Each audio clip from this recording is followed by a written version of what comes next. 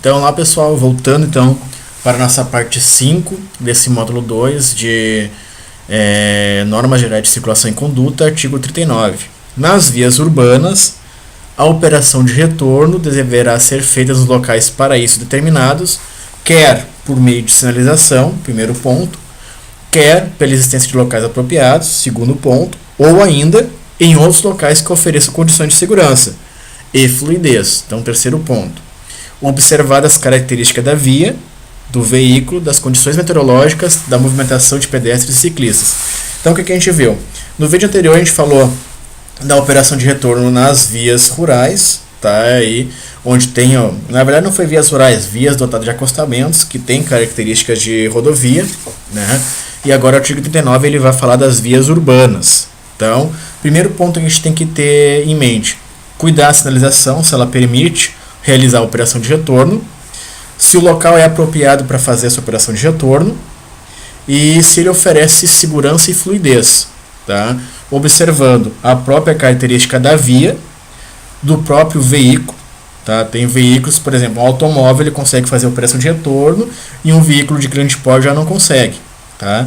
Das condições meteorológicas naquele momento, se está chovendo, se é dia, se é sei lá o que, se está chovendo, se tem neblina ou não, e da movimentação de pedestre. Por exemplo, vai fazer uma operação de retorno e ali uma intensa movimentação de pedestre vai acabar prejudicando tudo mais. Então, só sinalizando, primeiramente, é a questão da sinalização. É permitido naquele local fazer a operação de retorno? Se sim, beleza. No caso aqui na imagem, não. Segunda coisa, tá? Não pode em nenhum momento aí a operação de retorno passar por cima de canteiro central, ajardinamentos, calçadas, qualquer outra coisa. Ela tem que ser feita na pista de rolamento, certo?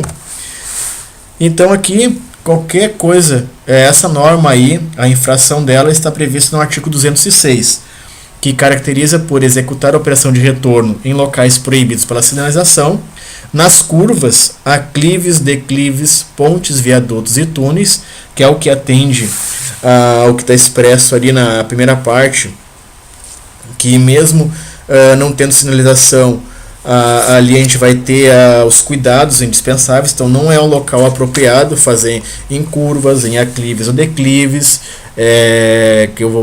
deixa eu ver aqui mais coisas, pontes, viadutos e túneis, que normalmente são locais estreitos, tá? Passando por cima de calçada, passeio, ilhas, ajardinamento ou canteiros de divisões de pista de rolamento, refúgios e faixas de pedestre e nas de veículos não motorizados, tá?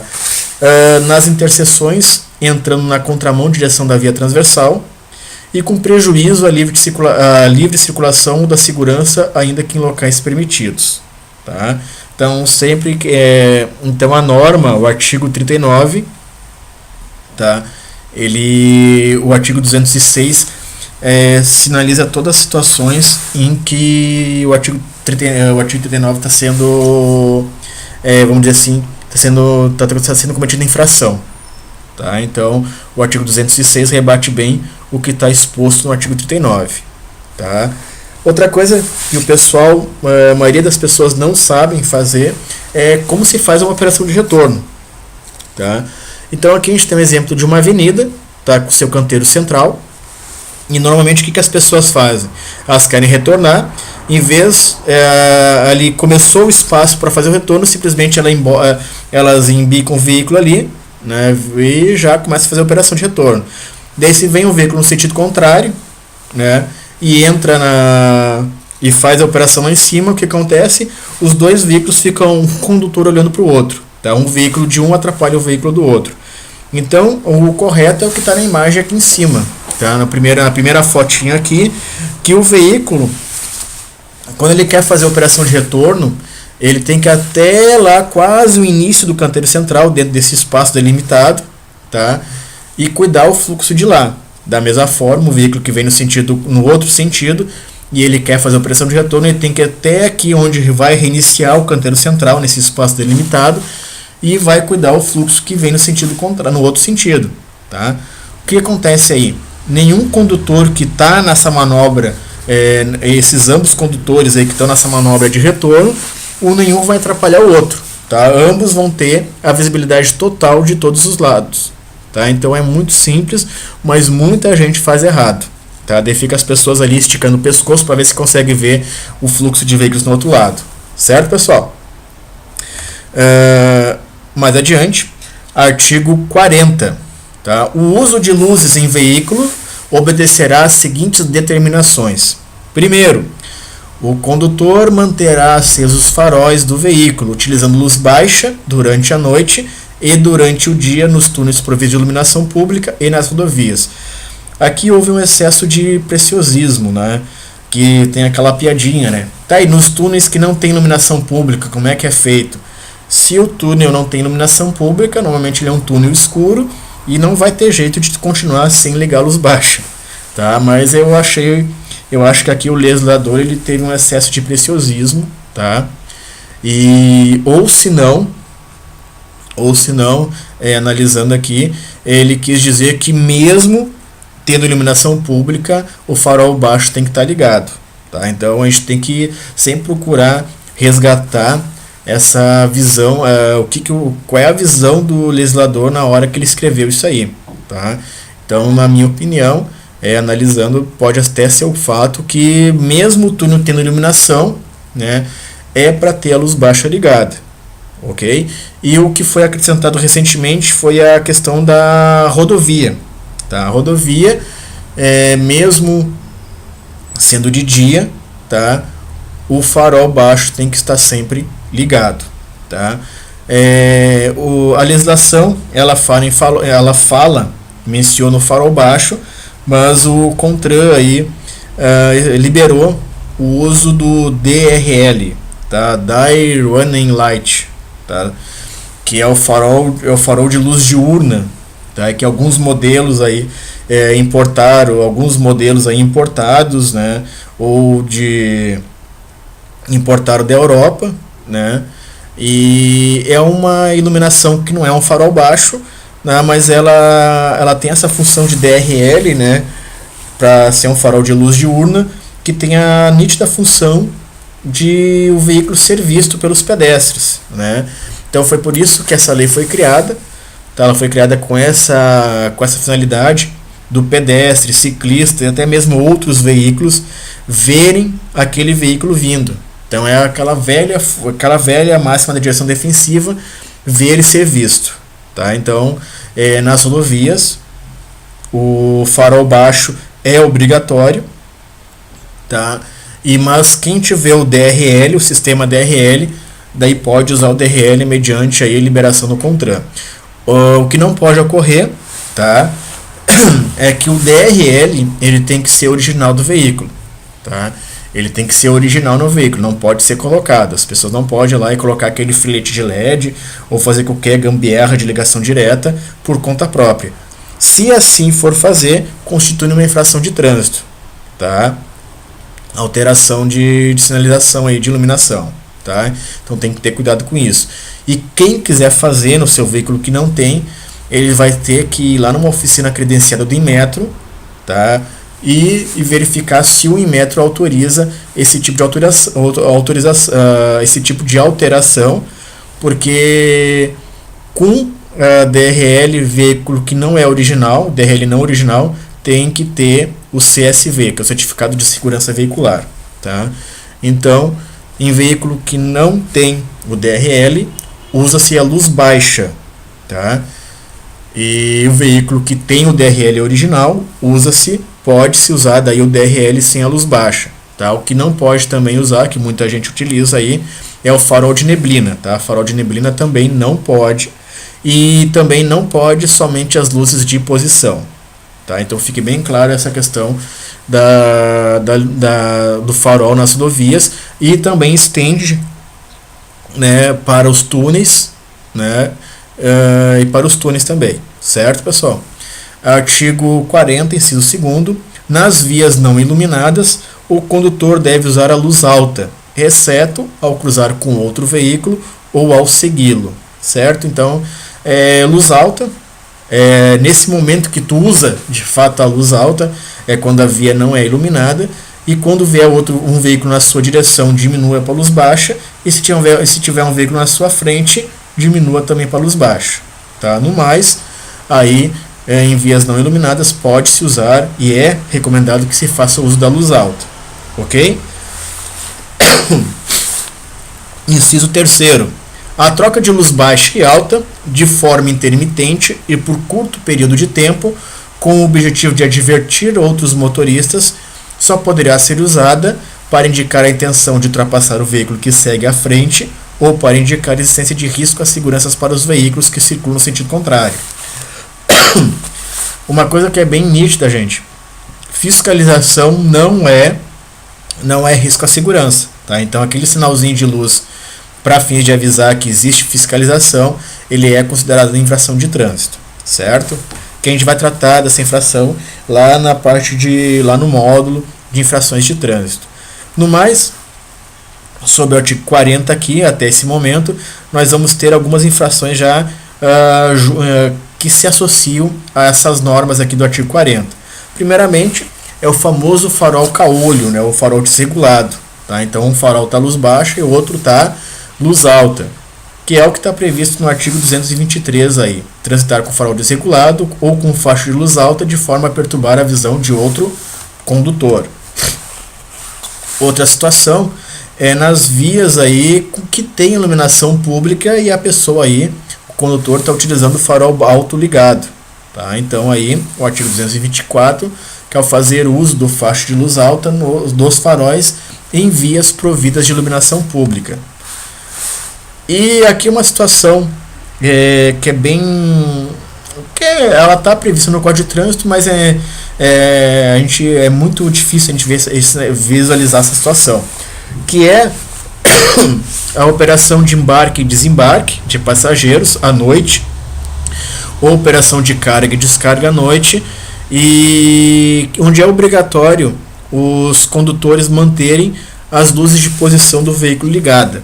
Tá? Então o artigo 249 fala sobre isso, que é deixar de manter acesas à noite as luzes de posição quando o veículo estiver parado para fins de embarque ou desembarque de passageiros e carga ou descarga de mercadorias.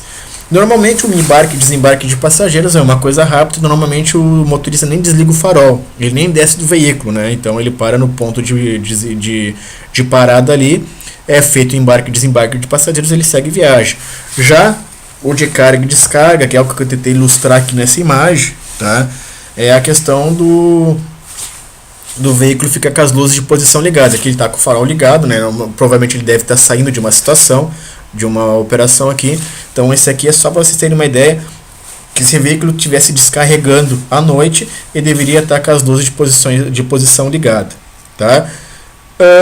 Infelizmente, aqui no Brasil, fazer a operação de carga e descarga à noite não é muito recomendado. Tá?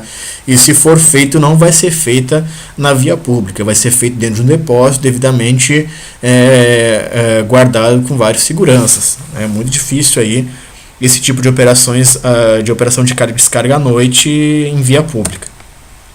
Certo? E outra coisa aqui também, o artigo 250, ele traz para nós aqui que quando o veículo estiver em movimento, deixar de manter acesa a luz baixa durante a noite. Tá? A gente vê muito aí condutor distraído, andando pela cidade, né, já que a cidade provém as vias públicas aí com iluminação, a iluminação pública, e ele acaba esquecendo de ligar a luz do veículo. Tá? Isso aí constitui nessa infração prevista nesse artigo aqui. Tá? A gente sabe que antigamente era só a luzinha do ponteiro do velocímetro que era ligado, então era bem difícil. Então o condutor ele conseguia perceber que o farol não estava ligado justamente quando o painel estava desligado. Só que hoje em dia a tecnologia que existe nos painéis, tudo tecnológico, LED, coisa e tal, as pessoas acabam não percebendo, né? Porque a luz da rua ajuda bastante e eles não percebem que o farol está desligado, tá? Então sempre tem esse cuidado, tá? E à noite o DRL não é luz baixa, tá? DRL e farol de neblina também não é luz baixa. A luz baixa é o farol de luz baixa, certo? É o que está no segundo estágio ali, também não é luz de posição. Farol baixo é farol baixo, ele não é luz de posição, ele não é DRL e não é farol de neblina, tá? Então ele que tem que estar ligado. Vamos adiante. Artigo 40, inciso 4º. O uso de luz em veículo obedecerá às seguintes determinações. Inciso 4º. O condutor manterá acesas pelo menos as luzes de posição do veículo quando sob chuva forte, neblina ou cerração. Tá? Inciso 5º. O condutor utilizará o pisca-alerta nas seguintes situações: em imobilizações ou situações de emergência, ou quando a regulamentação da via assim determinar. Aqui sobre o pisca-alerta, tá? Tá previsto nessas situações aqui, mas o que a gente vê normalmente, né? Nas rodovias localizadas nos centros urbanos, né? Nas vias de trânsito rápido, nas marginais e vias de trânsito rápido aí, os veículos desempenhando uma velocidade um pouco maior, né? E quando vê o trânsito para, tá? O que muito condutor faz? Ele de cara ele aciona o pisca-alerta, tá? Por quê? Porque vamos verificar a seguinte situação: o trânsito ali, aquele pareando, aquela coisa toda, e o pisca-alerta tem a função de ficar piscando, apagando, piscando, apagando, e quebra aquela rotina da luz de freio vermelha, tá? Que tem observa que o condutor atrás tem uma gama de luz de freio à frente dele, então o pisca-alerta ele dá essa quebra de rotina na visão do condutor, tá? Então ele tem essa função, e ele, porque querendo ou não, ele se enquadra na situação de imobilizações ou situações de emergência, não deixa de ser, porque dependendo do caso ali, se ele não acionar o pisca-alerta, ele pode sofrer uma colisão traseira, tá? O que ninguém quer, tá? Então não deixa de ser uma situação de emergência, tá? Inciso 6º, durante a noite em circulação, o condutor manterá acesa a luz de placa, tá? Isso aí é uma coisa que, vamos dizer assim, ela está aqui, não precisa, vamos dizer, é uma regrinha que ela caiu aqui dentro. Inciso 7º, o condutor manterá acesas à noite as luzes de posição quando o veículo estiver parado para fins de embarque ou desembarque de passageiros. Esse inciso 7º já foi lido no slide anterior, tá? Então a gente tem que ter, simplesmente reforçando aqui, tá? Eu até expliquei ali que à noite o embarque e desembarque é tão rápido que o motorista nem desce do veículo, e muito menos ele desliga a luz baixa, tá? E a mercadoria, a questão da carga e descarga, a questão que fazer isso em via pública à noite é pedir para ser assaltado, né? E o parágrafo único, que traz uma situação importante para nós, é que os veículos de transporte coletivo regular de passageiros, quando circularem em faixas próprias a eles destinadas, e os ciclos motorizados deverão utilizar este farol de luz baixa durante o dia e a noite. Então isso aqui é uma coisa interessante, que as faixas exclusivas para o transporte coletivo, aqueles que estiverem circulando por ela deverão ter o farol de luz baixa sempre ligado. Nesse caso também a gente estende o entendimento do DRL, tá? E as motos, já desde o início do código, né, o farol ligado dia e noite. Então, primeiramente, vamos ver aí nas rodovias, né, a questão que o farol ele tem que ser usado dia e noite nas rodovias federais, estaduais e municipais. Aqui no caso a gente tem um exemplo do Distrito Federal, que tem os eixões, né, o famoso eixão, que tem lá o eixo monumental, que tem outro eixo que eu não me lembro agora, que lá não deixa de ser uma rodovia, então o farol ele tem que estar ligado dia e noite, tá? O do farol, o DRL, certo? E caso isso não aconteça, artigo 250, inciso 1º, a linha B. Quando o veículo estiver em movimento, deixar de manter acesa a luz baixa de dia nos túneis providos de iluminação pública e nas rodovias. Na questão dos túneis, foi o que eu falei, né? Quando aparece mapeada, mas nos túneis, se não tiver iluminação pública, a pessoa não vai conseguir dirigir, que é muito escuro, então ela tem que ligar o farol de qualquer forma. E se tiver iluminação pública, mesmo assim ele vai ter que estar com o farol ligado. Aqui é o exemplo da faixa exclusiva do ônibus, né, que também ele tem que estar, se tiver na faixa exclusiva, ele vai ter que estar com o farol baixo ligado, tá? Que pode, nesse que a gente acaba estendendo o entendimento do DRL também. A linha C, de dia e de noite, tratando-se de veículo de transporte coletivo de passageiros circulando em faixas ou pistas a ele destinadas. E as motos, motos, motonetas, ciclomotores, o farol sempre ligado, tá? Independente dia, noite, o que for. De dia e de noite, tratando-se de ciclomotores. E aqui a questão da da chuva, da neblina, da cerração, quando houver má visibilidade, tá? O que se pede? Que se mantenha ao menos as luzes de posição sob chuva forte, neblina ou cerração. Normalmente, essa situação de chuva forte, neblina ou cerração, os condutores eles têm acionado a luz o farol baixo, a luz baixa aí, tá? Por que isso? É aquela velha máxima da direção defensiva: ver e ser visto, certo? Aqui também é uma coisa que trouxe, foi aquela história que eu falei da luz de placa, né? Então, se tu liga o primeiro estágio das luzes de posição, automaticamente a luz de placa já vem a ser iluminada, tá? Então, se a luz de placa não estiver iluminada, vai acabar sendo uma infração aí de trânsito, deixar de manter a placa traseira iluminada à noite. Certo, pessoal? Artigo 40, vamos então seguir adiante para o artigo 41. O condutor de veículo só poderá fazer uso de buzina desde que em toque breve nas seguintes situações: para fazer as advertências necessárias a fim de evitar acidentes, tá? Inciso 1º, e fora das áreas urbanas, quando for conveniente advertir a um outro condutor que se tem o propósito de ultrapassá-lo, tá? Normalmente acho mais eficaz a utilização da intermitência entre a luz baixa e a luz alta, tá? Mas, dada a situação, vamos embora aí, né? Então, o que nós temos aí? Primeiramente, tá? A buzina tem que ser usada de uma maneira breve, tá? Não é tu botar a mão na buzina e deixar, tá? Ela tem que ser feita em toques breves a fim de chamar a atenção de um condutor, de outro condutor, de pedestres, entre outros, tá?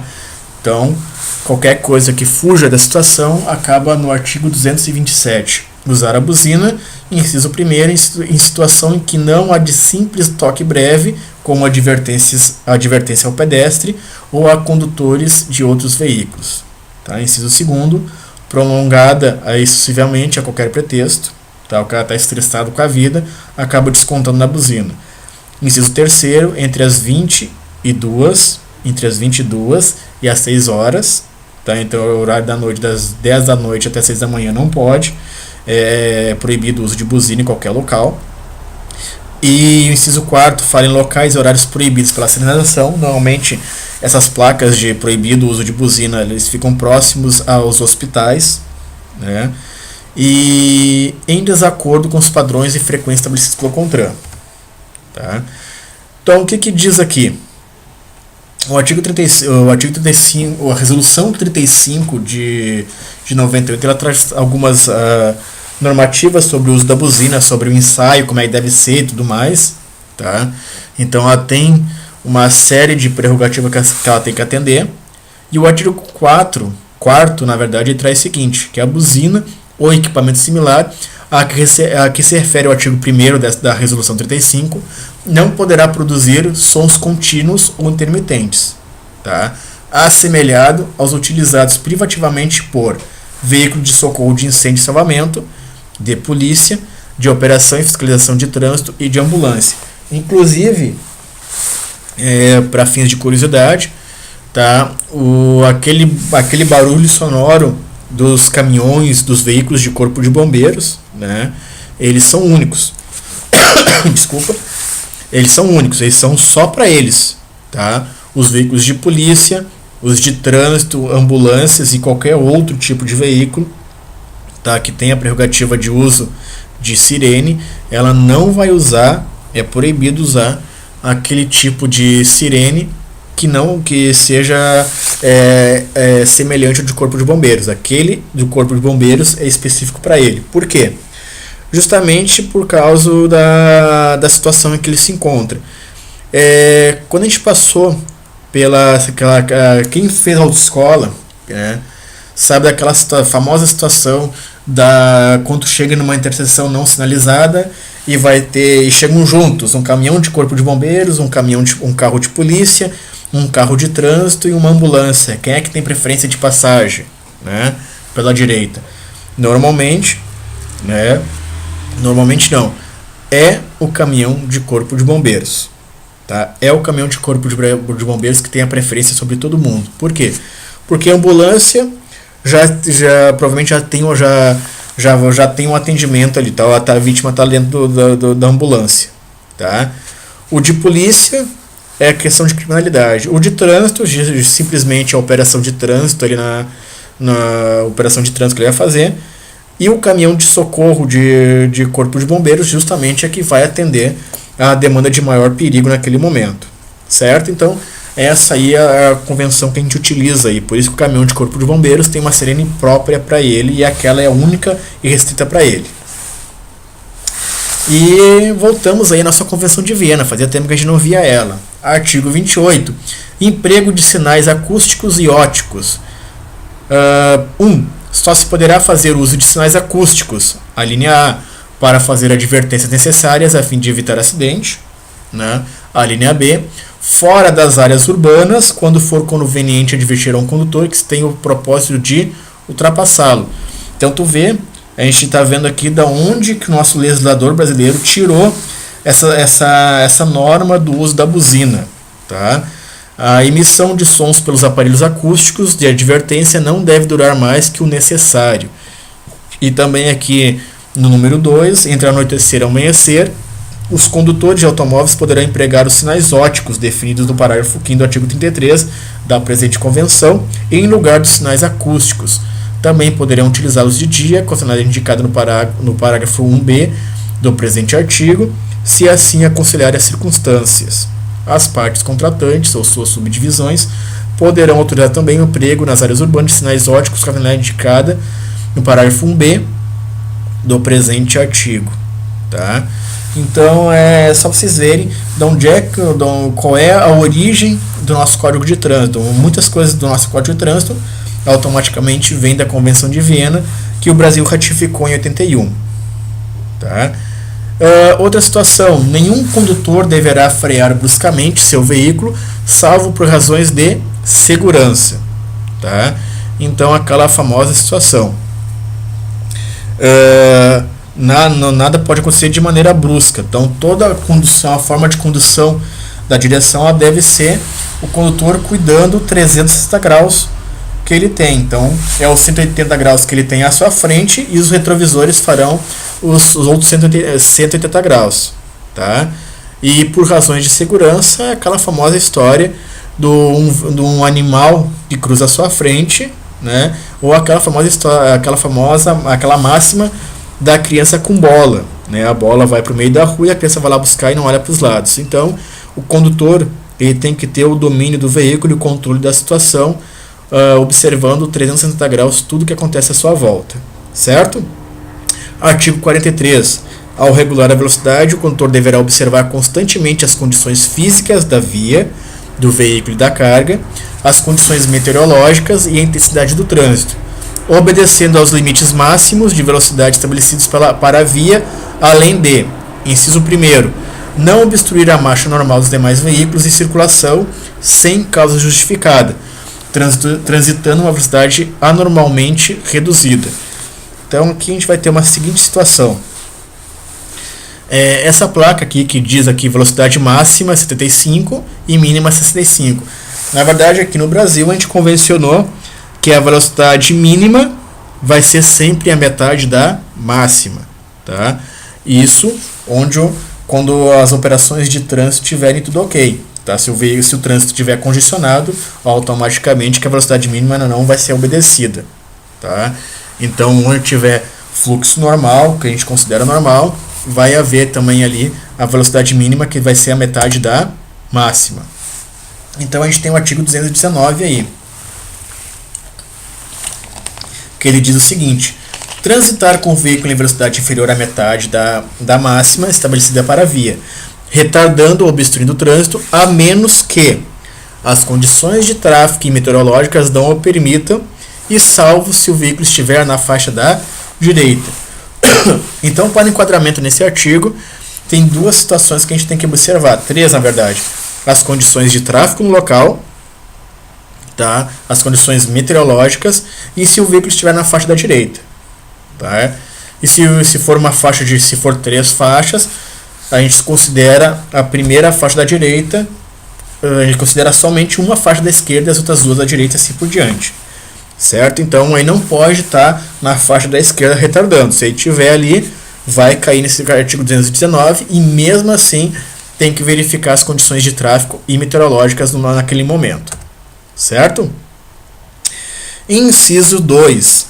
Sempre que se quiser diminuir a marcha de seu veículo, deverá antes certificar-se de que pode fazê-lo sem risco nem inconvenientes para os outros condutores, a não ser que haja perigo iminente, tá? É a situação aqui, de novo, a gente pode falar aqui da razão da criança com a bola, do animal na pista, ou até mesmo dizer uma queda de uma árvore, de um poste de luz, alguma coisa. Então, qualquer forma, fora isso, né, fora do risco iminente, o condutor aí não pode fazer nada bruscamente, tá? Ele tem que fazer tudo de maneira gradual, tranquila e harmônica, de modo a transmitir que não seja impactante, brusca, seja uma forma brusca aos demais condutores, tá? 3. Indicar de forma clara, com antecedência necessária e sinalização devida, a manobra de redução de velocidade, tá? Não é socar o pé no freio. Simplesmente tu pode começar a efetuar a operação de frenagem, tu tendo em mente onde é que vai parar, o que tu vai fazer, o que mais, tá? Tu sempre tem que estar atento ao que tu tá fazendo. Simplesmente tu não pode estar distraído, olhando outra coisa ou pensando na vida, e quando vê, tem que entrar ali, puf, e faz isso, certo? É isso que isso que esses dois incisos do artigo 43 quer passar para nós, tá? Que a gente tem que fazer tudo de forma harmônica, tranquila e segura, tá? E vamos dizer assim, e nada de forma brusca, certo? E aí a gente vai de novo para o artigo 96, tá? Esse artigo aí vocês vão gravar, eu acho, com certeza. Que é deixar de indicar com antecedência mediante gesto, regulamentar de braço ou luz indicador de direção do veículo, início da marcha, a realização da manobra de parar o veículo, que é essa parte que a gente está falando agora, a mudança de direção ou de faixa de circulação, tá? Daqui a pouco a gente vai voltar nesse artigo 96 e vamos falar da questão da mudança de direção, da faixa de circulação. E por fim, então onde é que vem isso? Também da Convenção de Viena, artigo 17, redução da marcha, ponto 1. Nenhum condutor de veículo deverá frear bruscamente, a menos que razões de segurança o obriguem a tal. 2. Todo condutor que quiser diminuir consideravelmente a velocidade de seu veículo deverá antes certificar-se de que pode fazê-lo sem risco nem inconvenientes devidos para outros condutores, a não ser que essa diminuição de velocidade seja motivada por um perigo iminente. Além do mais, a menos que haja certificado que não o segue nenhum veículo ou que o veículo que o segue se encontra bastante distanciado. Deverá indicar seu propósito de forma clara e com a devida antecipação, fazendo com o braço um sinal apropriado. Todavia, essa disposição não se aplicará se a indicação da diminuição de velocidade for feita acendendo os faróis de freio de seu veículo, definidos no parágrafo 31 do anexo 5 da presente convenção. Então, novamente, a gente volta à Convenção de Viena, que acaba explicitando a origem das normas para o nosso Código de Trânsito brasileiro. Então tá, gente, já passou aí uns 4 minutos dos 30 minutinhos que eu fiz aqui para separar os vídeos, mas vamos finalizar esse slide aqui e aí vamos continuar no artigo 44 no próximo vídeo. Um abraço, até mais aí, fique com Deus.